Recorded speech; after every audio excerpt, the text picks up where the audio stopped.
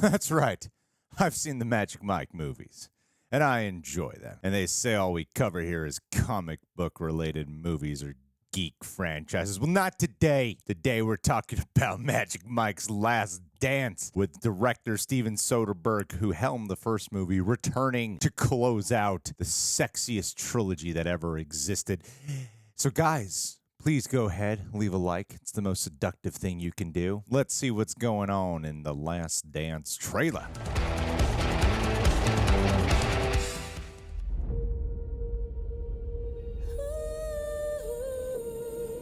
What did you want before Miami?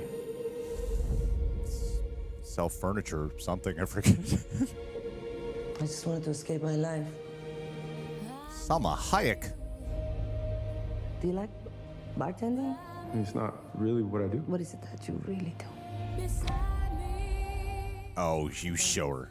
You show her. You came along and gave me this unexpected, magical moment Oh, yeah. that made me remember who I really was.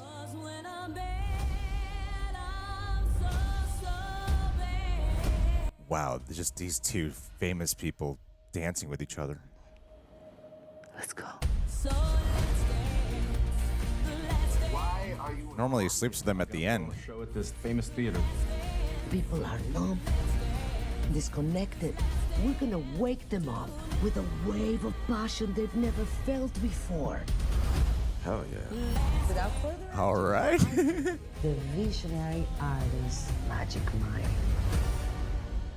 So, The real question is, why do you love her? no one's believed in me like your mom has.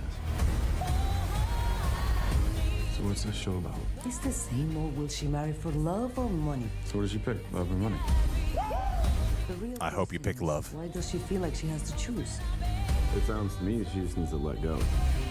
You'd have both, I guess, yeah. And some good. Maybe that as well. Oh, I know what I'm doing this Valentine's Day. You're not shutting me down, not this time. You're so good at this. I'm not gonna just let us give up on it. Every woman that walks into this theater to feel that a woman can have whatever she wants, whenever she wants.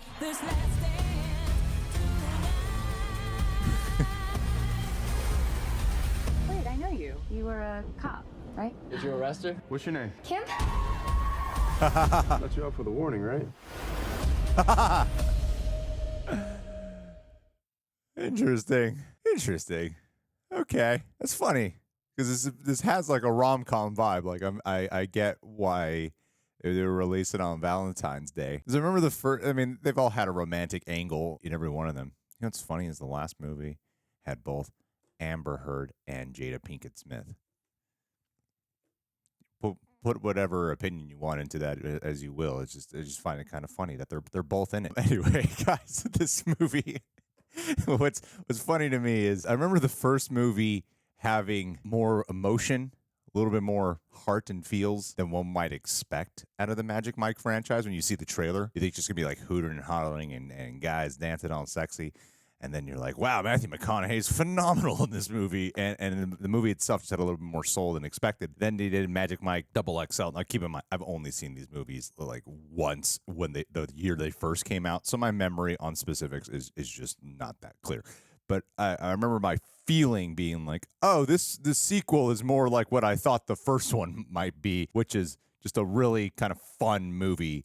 And it loses a good amount of its nuance and depth that the first one was aiming for, and it was Steven Soderbergh did not direct that one, but it was still a fun movie. Like regardless, it was still fun, and it had enough heart, you know. And then this one, I'm not sure. I guess it sure sort of fits. Part of the fun though is the rest of the ensemble of the people, because yeah, obviously Mike is the main character, but there's two actors whose last names I never know how to pronounce correctly: Joe Manganiello, Joe Manganiello, and Matt Bomer. I want to say is his name.